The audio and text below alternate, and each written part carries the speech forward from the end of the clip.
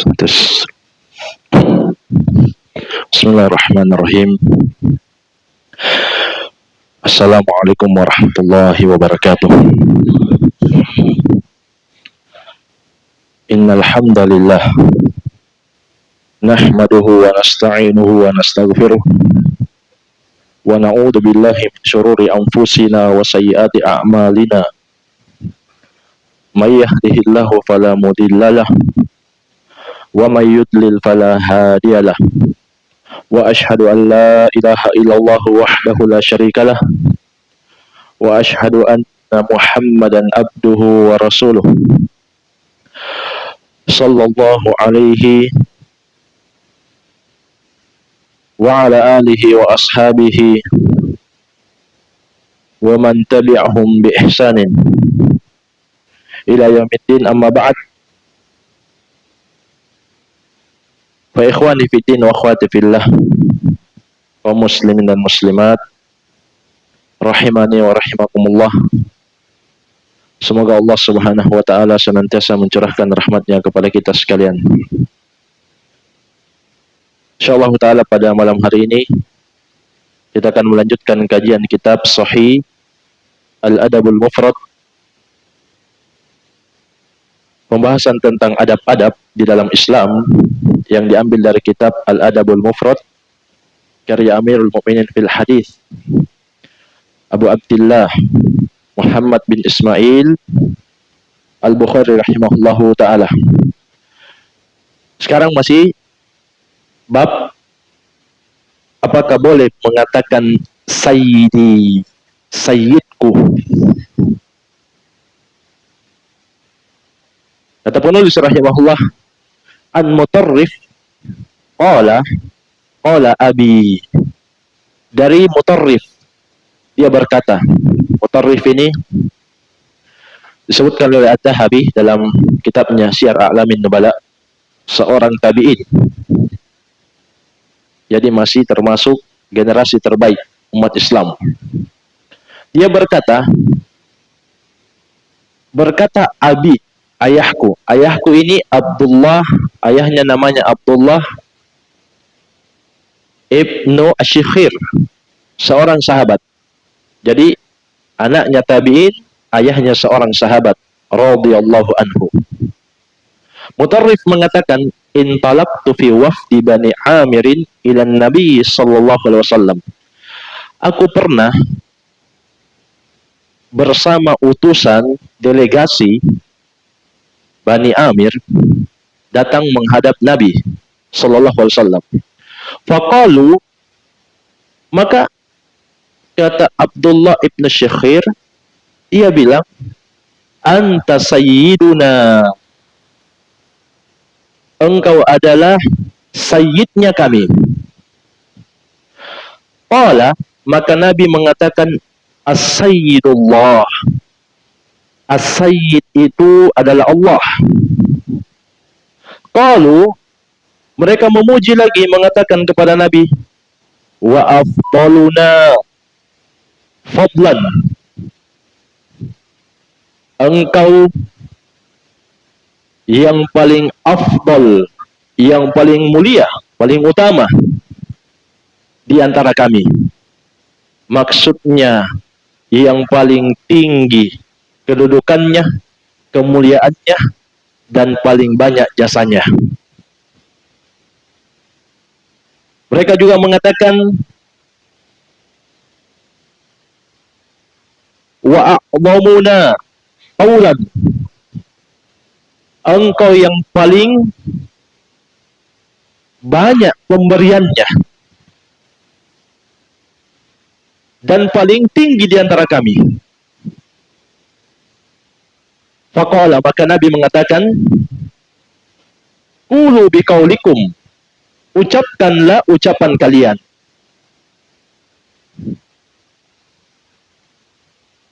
Wala yastajriyannakumus syaitan, tapi jangan sampai setan itu memperdaya kalian. Jamaah sekalian, para ulama mengatakan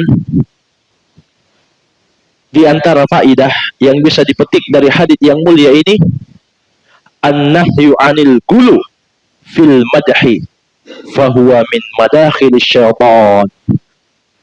Larangan dari Nabi untuk berlebihan dalam memuji, karena itu pintu-pintu masuknya setan. Jadi jemaah sekalian, sekelompok orang datang kepada Nabi memuji, kamu adalah sayyidnya kami, kamu yang paling tinggi posisinya, kedudukannya, kemuliaannya, jasanya, paling banyak pemberiannya. Kata Nabi, ucapkan ucapan yang biasa saja. As-Sayyidullah, As-Sayyid itu Allah.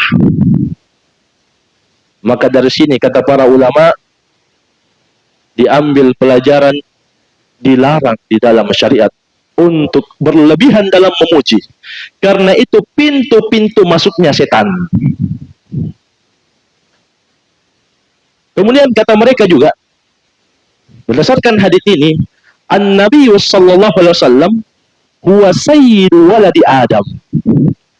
Nabi kita yang mulia Muhammad sallallahu alaihi wasallam memang betul beliau sayyid waladi Adam, pemimpinnya anak Adam. Beliau sendiri yang bersabda, ana sayyidu waladi Adam wala fakhar. Saya adalah pimpinannya anak Adam, tapi tidak ada kesombongan di dalamnya. Nabi cuma mengabarkan di sini, bukan Nabi sombong. Kemudian kata mereka, wa ma ja'a fil hadits huwa min babit tawadhu. Lalu kenapa Nabi menolak untuk dikatakan kamu adalah sayyidnya kami? Inilah keutamaan Nabi kita yang mulia Muhammad sallallahu alaihi wasallam. Hadits ini menunjukkan beliau memiliki sifat at-tawadhu, rendah hati. Wa min babil khaufi alaihim ay yaghlu fihi. Juga Nabi khawatir jangan sampai mereka itu gulu lewat batas kepada Nabi Muhammad sallallahu alaihi wasallam. Itu tujuannya. Nabi katakan, ucapkan ucapan yang biasa saja. Itu menunjukkan tawaduknya beliau. Sebagian orang justru malah senang dibesar-besarkan, ditinggi-tinggikan, bertentangan dengan sifat Nabi Muhammad. Kalau yang dicium cuma punggung tangannya, dia tidak mau, katanya itu tidak beradab. Dibalik lagi, balik sampai 2-3 kali dicium, kemudian ditaruh di dadanya. Ini bertentangan dengan Nabi kita yang mulia Muhammad SAW. Beliau dikatakan engkau paling berjasa, engkau paling banyak pemberiannya, engkau paling mulia. Kata Nabi, ucapkan ucapan yang biasa saja. Wala yastajriyannakumus syaitan. Jangan sampai setan itu memperdaya kalian. Jemaah sekalian, sebenarnya kata sayyid ini boleh saja digunakan karena Nabi pernah bersabda kepada Bani Quraidah. Kata Nabi, qumu ila sayyidikum. Pergilah kepada sayyidnya kalian. Yang dimaksud di situ sahabat Sa'ad bin Mu'ad radhiyallahu anhu. Jadi kadang kata sayyid ini juga dipakai oleh Nabi. Beliau katakan, pergi ke sayyidnya kalian. Apa artinya sayyid? Pimpinan, komandan.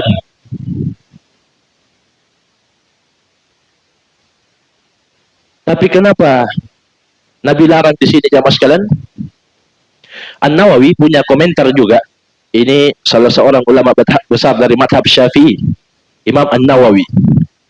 Wal manhiyu anhu istimaluhu ala jihati ta'adum la ta'rif. Kenapa Nabi larang? Nabi larang dari sisi jangan sampai digunakan untuk sombong. Engkau adalah komandannya kami, sayyidnya kami, pemimpinnya kami. Orang yang diberikan kabar atau pujian seperti itu, sombong dia. Jadi dilarang kalau bisa menimbulkan kesombongan. Tapi la ta'rif, bukan untuk larangannya pengabaran. Jadi kalau ditanya yang mana sayyidnya di sini, yang mana pimpinannya, kemudian ditunjuk dia adalah pemimpin kami, sayyid kami, untuk cuma mengabarkan, maka tidaklah masalah. Ini kata An-Nawawi rahimahullah. Kemudian jamaah sekalian, perhatikan kata Nabi di sini, as-sayyidullah. Sayyid itu adalah Allah. Apa maknanya? Maknanya adalah falahus su'dad at-tamu ala khalqihi wa hum abiduhu. Hanya milik Allah as-su'dad, kekuasaan secara mutlak, secara umum atas seluruh makhluk, dalam kondisi semua selain Allah adalah hamba, budak yang tunduk dan patuh kepadanya. Demikian pula makna as-sayyidullah adalah alladzi lahu siyadah 'alal haqiqah wallahu azza wa jalla. Dialah yang memiliki hakikat kekuasaan. Dialah Allah azza wa jalla. Makanya jemaah sekalian, di antara nama Allah adalah Maliki Yaumiddin. Dialah Allah, penguasa hari pembalasan. Bahkan Allah menantang orang-orang yang zalim di dunia. Kata Allah, Anal Malik, Ainal Jabbarun, Ainal Mutakabbirun. Saya adalah raja. Di mana orang-orang yang zalim, di mana orang-orang yang sombong dulu. Ini tantangan Allah Subhanahu wa taala untuk mereka yang zalim di dunia.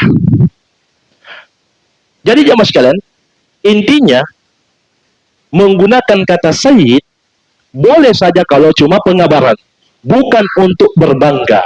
Dan di sini Nabi menunjukkan sifat tawadu, sifat kerendahan hati.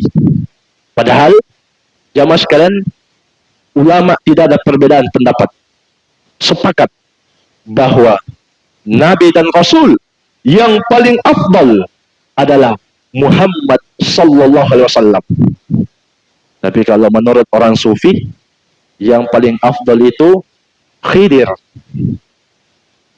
Bahkan mereka mengatakan yang paling afdal itu wali. Wali lebih tinggi daripada Nabi. Jamaah sekalian, ini menyelisihi firman Allah Subhanahu wa taala, wa kullan faddalna 'alal 'alamin. Setiap nabi dan rasul kami tinggikan, kami utamakan di atas seluruh makhluk. Tidak ada perbedaan pendapat.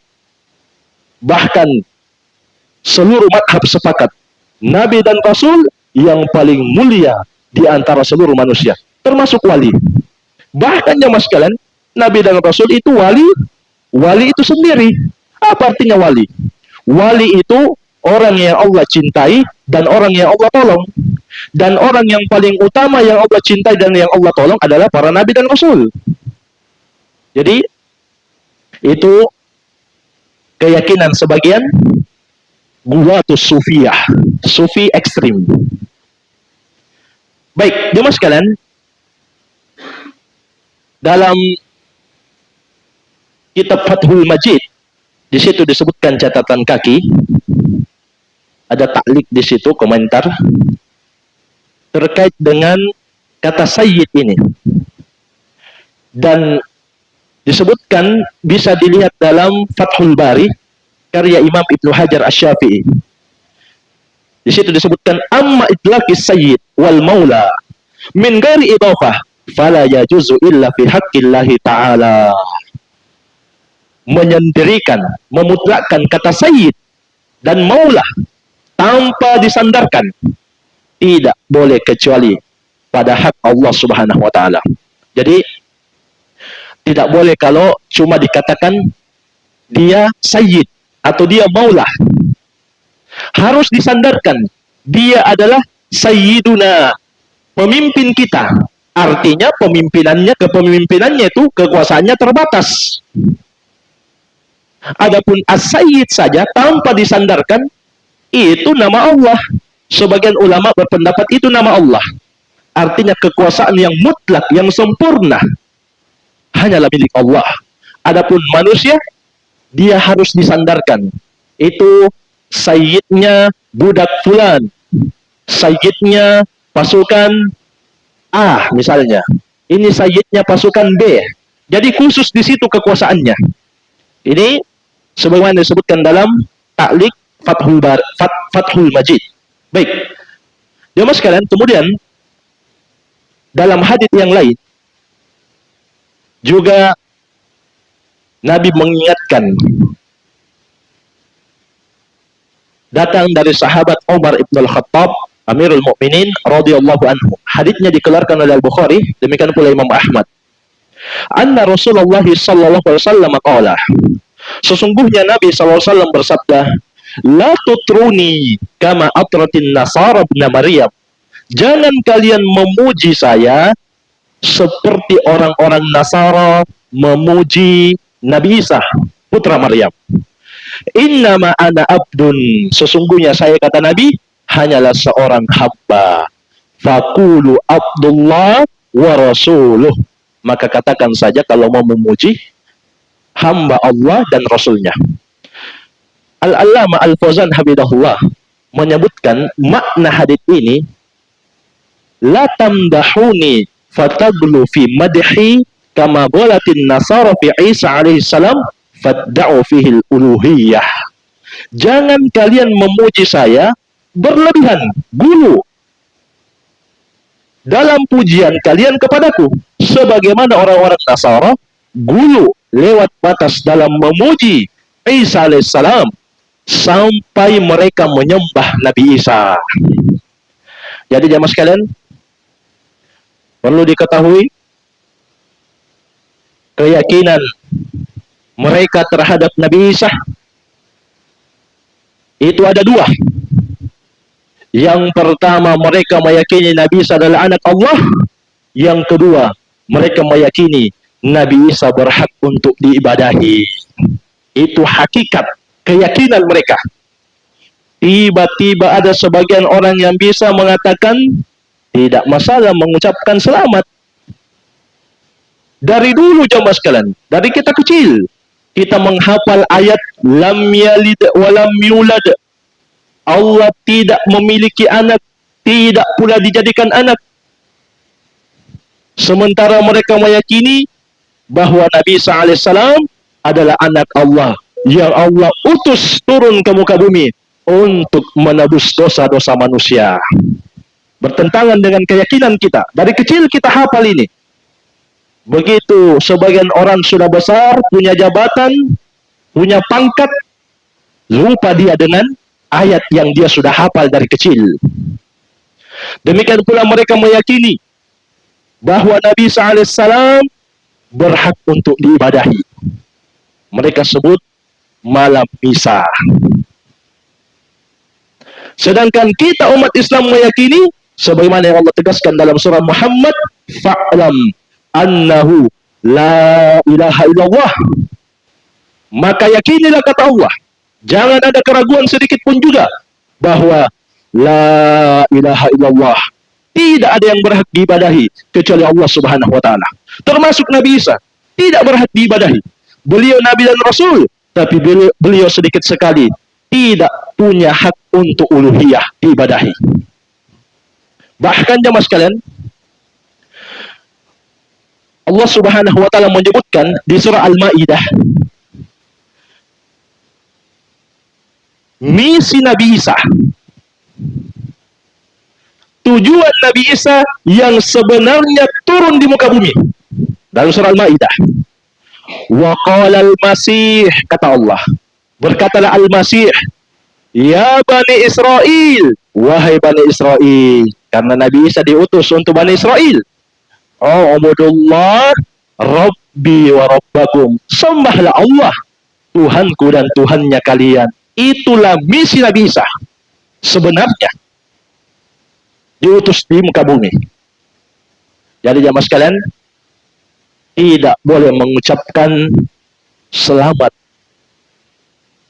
di hari-hari besar non-muslim Ini berdasarkan ijma' ulama.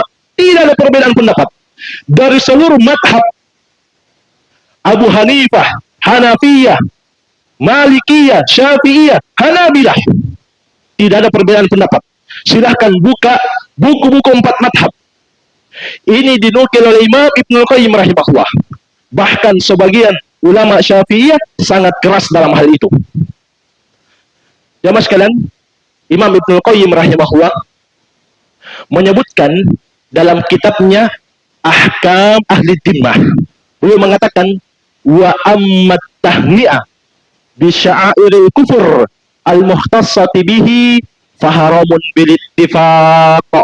Adapun at-tahni'ah, memberi ucapan tahni'ah selamat untuk simbol-simbol kekufuran yang merupakan kekhususan hal itu, maka hukumnya haram bil ittifaq, sepakat ulama. Tidak ada perbedaan pendapat. Bahkan Imam Ibnu Qayyim merinci, fahada in salima qailuhu minal kufri fahuwa minal muharramat wa huwa bimanzilati ayyuhanni'ahu bisujudihi lis-salib.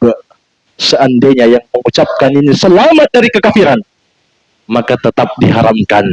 Kalau ada yang bilang itu kan cuma basa-basi, kami tidak yakin, kami tidak memiliki keyakinan sebagaimana mereka yakini, kami cuma basa-basi. Kata Imam Ibnul Qayyim, kalaupun orang yang mengucapkan itu selamat dari kekafiran, maka tetaplah hukumnya haram. Kenapa?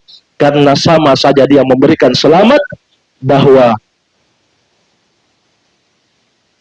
selamat atas penyembahan kepada salib.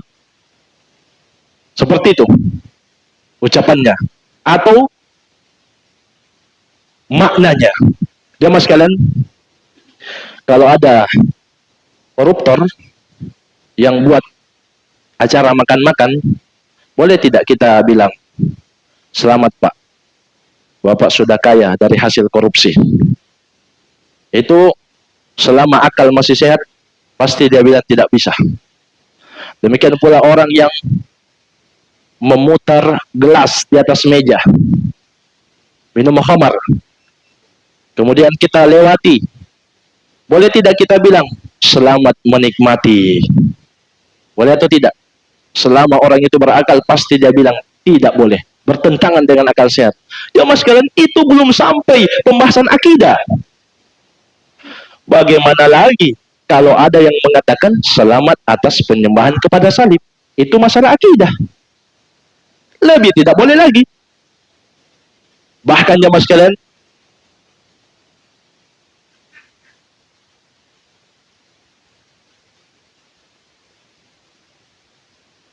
disebutkan juga oleh Imam Ibnul Qayyim atau Al-Allamah Ibnu Utsaimin rahimahullah,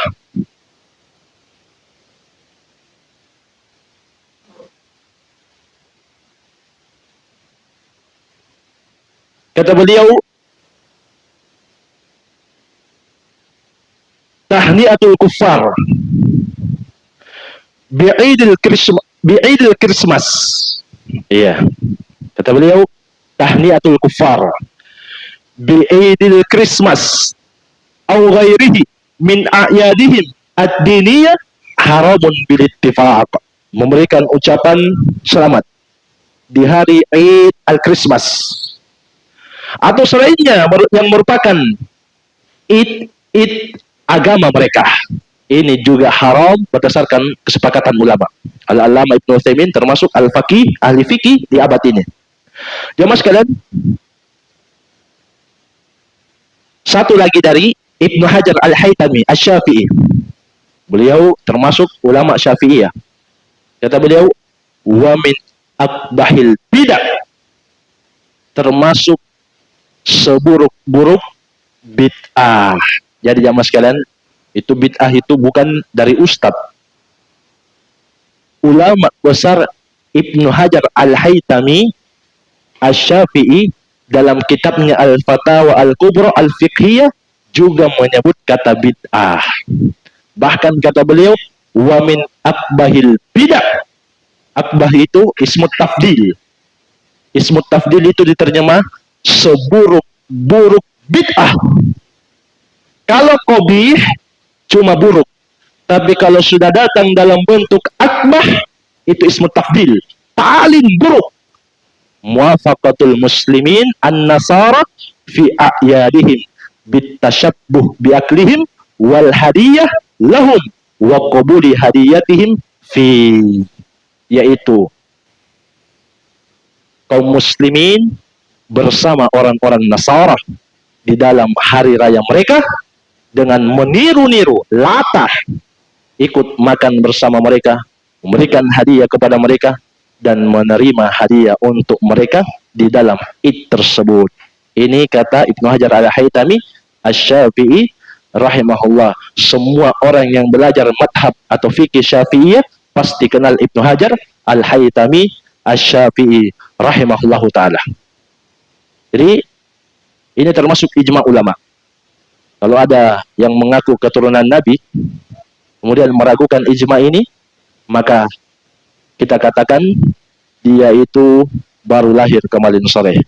Baik, kemudian yang sekalian, kata Al-Allamah Al-Fauzan hafizahullah, ini makna hadits tadi, inilah a'du an akuna abdan lillah wa rasulan minhu fasifuni bidzalika wa la tarfa'uni fawqa manzilati allati anzalani Allah.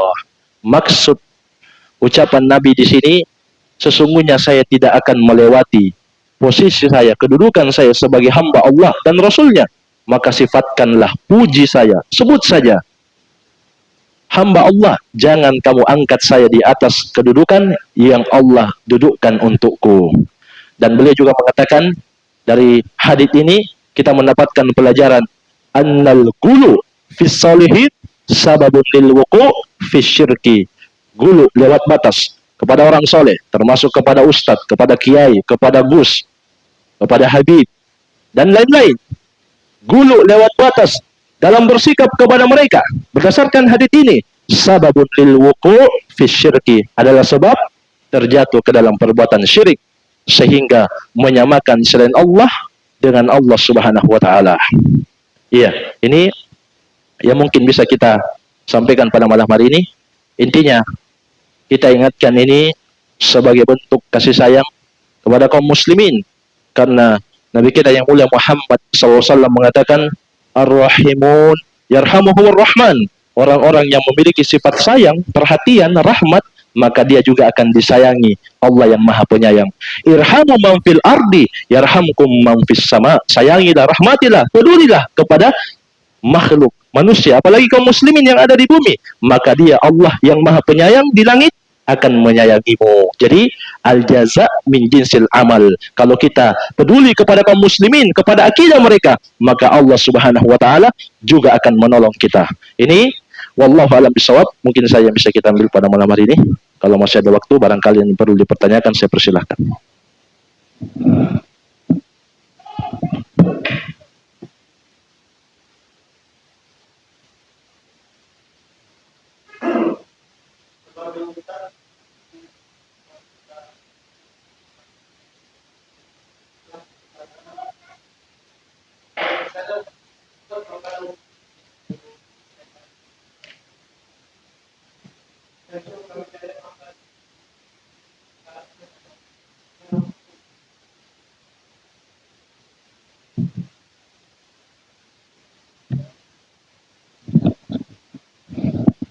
Baik, jamaah sekalian.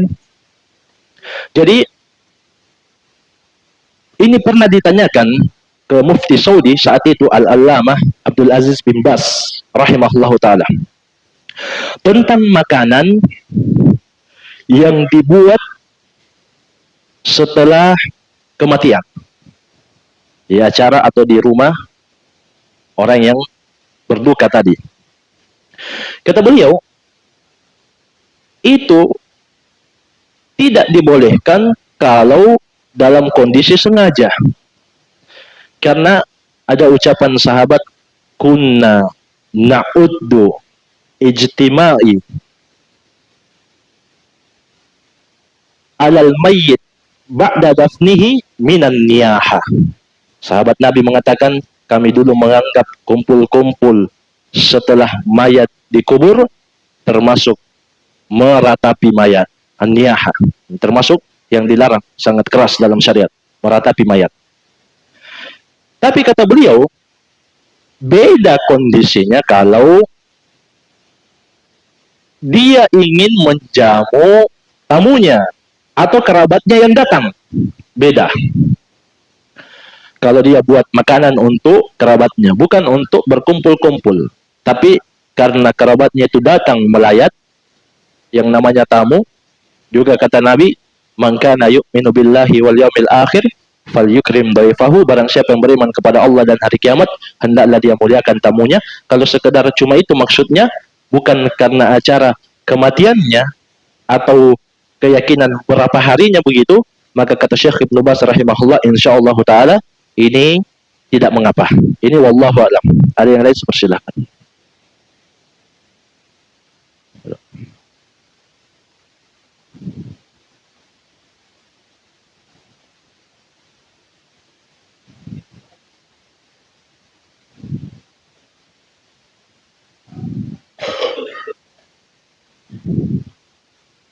Baik, jemaah sekalian, Nabi kita yang mulia Muhammad SAW mengatakan, innamal a'mal binniyat wa innamal likulli imri'in ma nawa. Sesungguhnya amalan itu tergantung niatnya, dan setiap orang hanyalah akan mendapatkan apa yang dia niatkan. Kalau memang tiap malam dia punya kebiasaan kumpul, maksudnya mungkin di warkop minum kopi, atau mungkin habis kajian dia acara, tidak disengaja, memang sudah berjalan itu, bukan karena ada akhir tahunnya, maka insya Allah ta'ala sesuai dengan niatnya.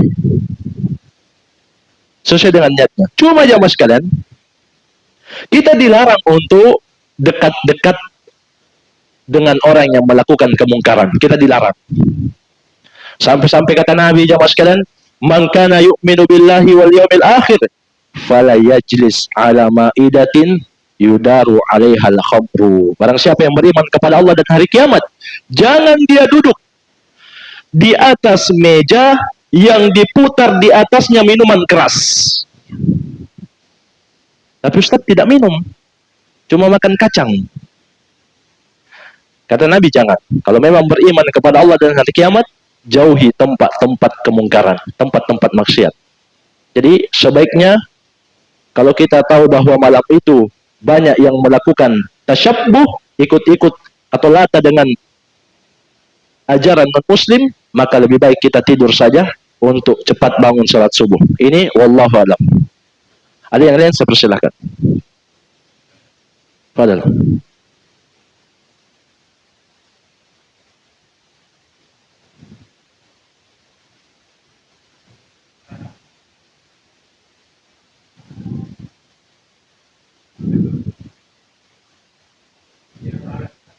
Baik, jemaah sekalian, sebenarnya mereka itu tidak masalah kita tidak mengucapkan. Mereka sendiri yang bilang, kami itu tidak masalah kaum muslimin tidak memberikan ucapan kepada kami. Kalau mereka tidak masalah, kenapa kita yang mau masalah? Kalau mereka memberikan ucapan di Idul Fitri, di Idul Adha, maka jemaah sekalian, itu kembali kepada urusan mereka. Yang penting kita toleransi. Itu intinya. Yang penting kita toleransi. Cuma toleransi itu apa maksudnya? Ini harus diluruskan juga. Toleransi itu harus dicatat baik-baik. Maknanya itu kita tidak menzolimi non-muslim, tidak merampas haknya, tidak menggibai dia, tidak memfitnah dia, tidak mengambil hartanya. Itu makna toleransi. Tidak kita sakiti. Tidak kita bunyikan petasan di dekat rumahnya. Tidak kita putar musik keras-keras jam istirahatnya. Itu makna toleransi. Bukan menyetujui ajaran kekufuran mereka. Itu bukan toleransi. Itu namanya kemunafikan. Sebagaimana kata Allah Subhanahu wa taala, basyiril munafiqina bi anna lahum adaban alima alladzina yattakhiduna al-kafirina awliya'a min dunil mu'minin. Berikan kabar untuk orang-orang munafik bahwa untuk mereka azab yang pedih, yaitu orang-orang yang menjadikan orang-orang non-muslim, non-mukmin sebagai aulia, sebagai orang yang diserahkan untuknya loyalitas selain orang-orang yang beriman. Jadi itulah makna lakum dinukum waliyadin. Untuk kalian, agama kalian, maksudnya agama syirik, waliyadin. Dan untuk agama tauhid, agama Islam, agama keselamatan. Kenapa begitu penafsirannya? Sebab di awal ayat apa kata Allah? Qul ya ayyuhal kafirun, katakanlah wahai orang-orang kafir, la a'budu ma ta'budun, aku tidak akan beribadah terhadap Tuhan-Tuhan yang kalian ibadahi, wala antum a'biduna ma a'bud, kalian tidak akan beribadah kepada Rabb Allah yang aku ibadahi, wala ana a'bidum ma abattum, saya tidak akan pernah, wala ana abidum ma'abattum, saya tidak akan pernah menjadi penyembah yang beribadah kepada tuhan-tuhan yang kalian sembah, wala antum abiduna ma'abud, dan kalian tidak akan pernah menjadi penyembah orang yang beribadah kepada Rabb Allah yang saya sembah. Sebagian ulama ahli tafsir mengatakan Allah ulang wala antum abiduna ma'abud. Kenapa? Karena Allah sudah tahu sekelompok musyrikin tidak akan beriman sampai dia mati. Kemudian Allah Subhanahu wa taala memerintahkan Nabi Muhammad, ucapkan lakum dinukum waliyadin, sampaikan kepada mereka, bagi kalian agama kalian. Maksudnya agama musyrik, agama syirik, agama yang berakibat kekal dalam neraka untuk kalian, waliyadin, dan untuk agama dan untuk agama Islam, agama tauhid, agama keselamatan, agama satu-satunya yang diridhoi oleh Allah Subhanahu wa taala. Jemaah sekalian, ini ayat turun untuk apa? Untuk menolak permintaan kaum musyrikin. Karena kaum musyrikin mengatakan, daripada kita ribut-ribut wahai Muhammad, begini saja, 1 tahun saya sembah Allah, 1 tahun berikutnya kamu sembah Tuhan-Tuhan kami, bagaimana? Turun ayat ini untuk menjelaskan supaya Nabi Muhammad berlepas secara total dari musyrikin dan orang-orang yang berbuat syirik. Cuma jamaah sekalian perlu digarisbawahi, meyakini satu-satunya agama yang benar adalah Islam. Tidaklah mengharuskan, tidaklah membolehkan kita menzalimi non-muslim. Itu harus digarisbawahi. Tidak boleh kita zalimi mereka. Tidak boleh kita rampas haknya. Tidak boleh kita tumpahkan darahnya. Waliyadzubillah. Nabi mengancam, man qatala mu'ahadan lam yarah raihatal jannah. Siapa yang membunuh non-muslim mu'ahad, maka dia tidak akan mencium bau surga. Wa inna rihaha la tujadu min masirati arba'ina aman. Padahal bau surga sudahlah tercium wanginya, kata Nabi, sejauh jarak perjalanan 40 tahun. Kata Al-Hafidz Ibnu Hajar, siapa yang dimaksud mu'ahad? Mu'ahad itu semua non-muslim yang mendapatkan jaminan keamanan dari pemerintah muslim. Termasuk di dalamnya duta-duta besar, termasuk di dalamnya turis-turis, termasuk di dalamnya non-muslim yang ikut tinggal di tengah kampung kaum muslimin. Ini siapa yang membunuhnya? Kata Nabi, tidak akan mencium bau surga. Pertanyaannya, apakah mereka mulia? Jawabannya tidak sama sekali. Bahkan kata Allah dalam surah Al-Bayyinah, ayat yang ke-6, ulaika hum syarrul bariyah. Mereka itulah seburuk-buruk makhluk. Tapi kenapa Nabi ancam sampai sekeras ini?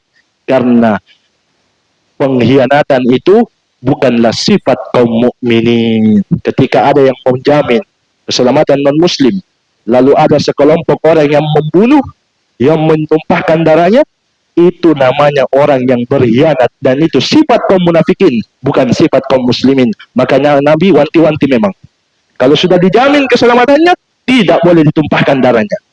Tapi jamaah sekalian, meyakini satu-satunya agama yang benar adalah Islam, itu prinsip, itu harus, itu pokok agama.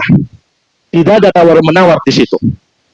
Jadi jangan mengucapkan, tapi bukan berarti kita tidak boleh berbuat baik kepada mereka. Bukan.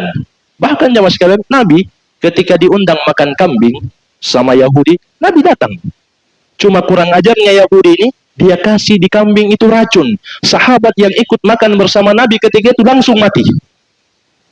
Itu kurang ajarnya. Ini disebutkan oleh Al-Allamah Ibnu Utsaimin rahimahullah dalam pendalilan bolehnya kita memenuhi panggilan non-muslim kalau kita diundang.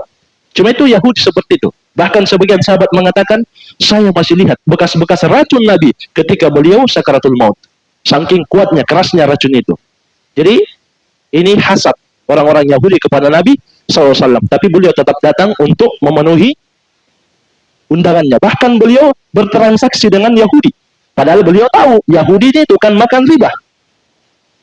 Tapi beliau tetap bertransaksi. Artinya selama itu urusan dunia tidak masalah. Tapi kalau urusan agama tidak boleh tawar-menawar. Karena itu perintah Allah Subhanahu wa taala dan Rasulnya. Wallahu a'lam. Tadi padahal.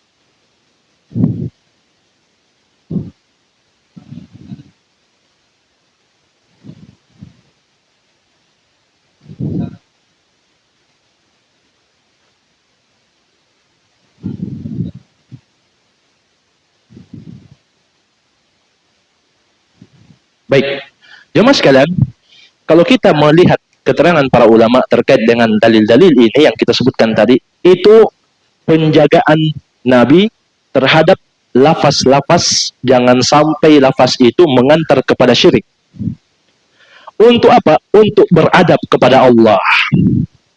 Makanya ketika ada sahabat yang bilang, Masya Allah wa syi'ta, ini terjadi karena kehendak Allah dan kehendakmu, maka Nabi tegas, marah.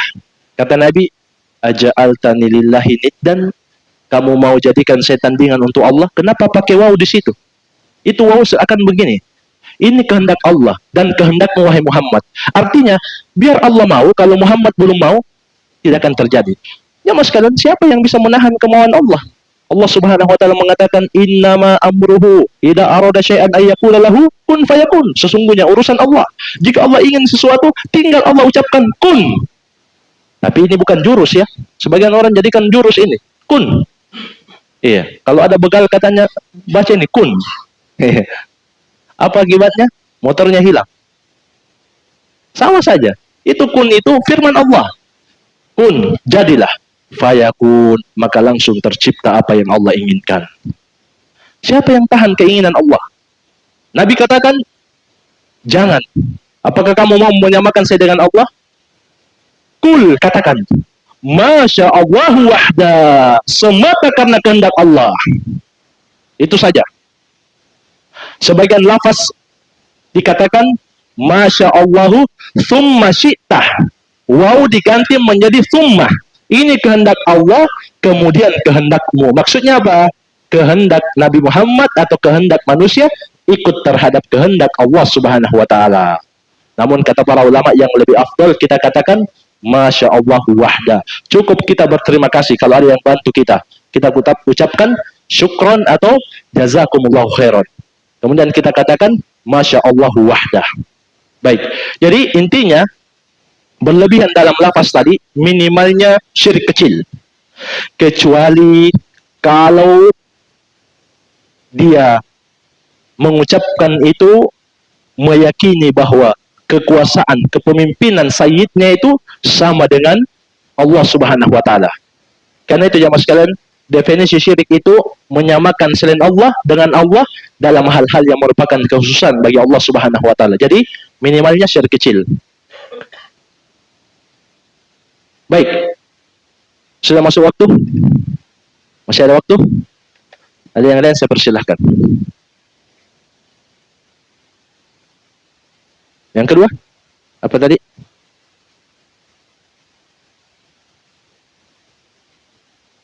Baik, jamaah sekalian, itu dirinci oleh Imam Ibnu Qayyim. Kalau dia mengucapkan selamat Id al-Christmas, Idul Christmas.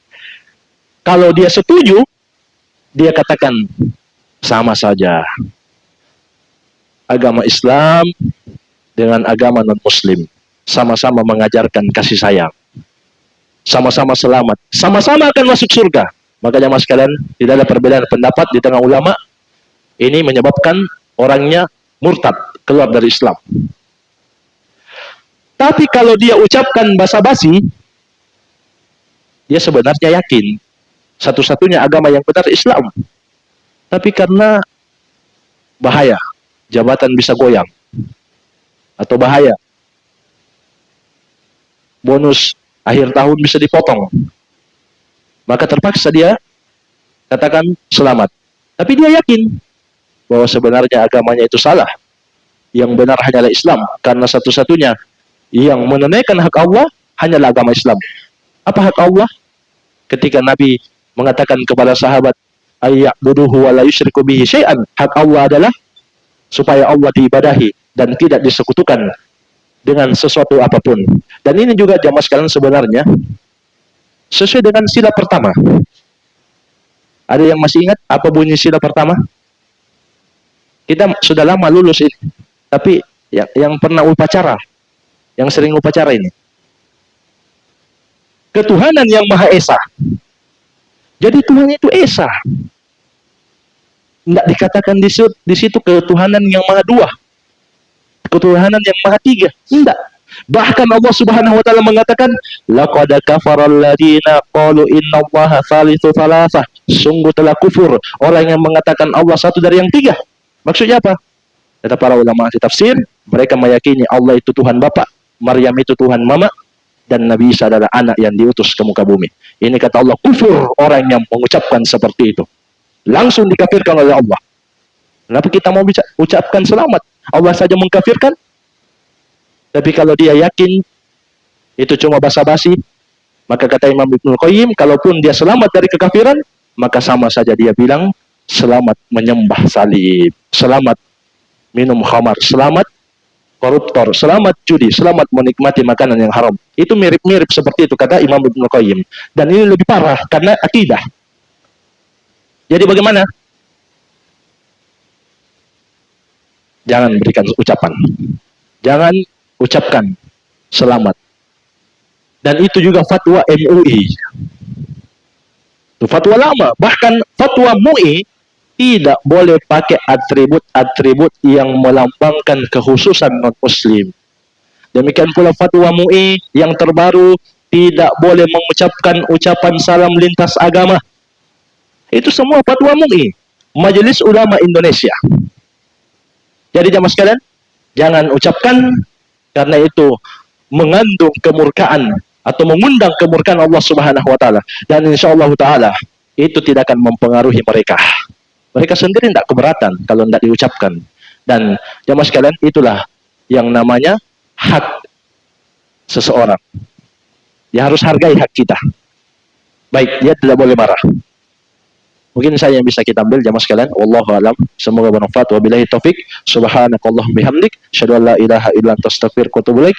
Wa sallallahu ala nabiyyina Muhammadin wa ala alihi wasallam. Wa akhiru da'wana alhamdulillahi rabbil alamin. Wassalamualaikum warahmatullahi wabarakatuh.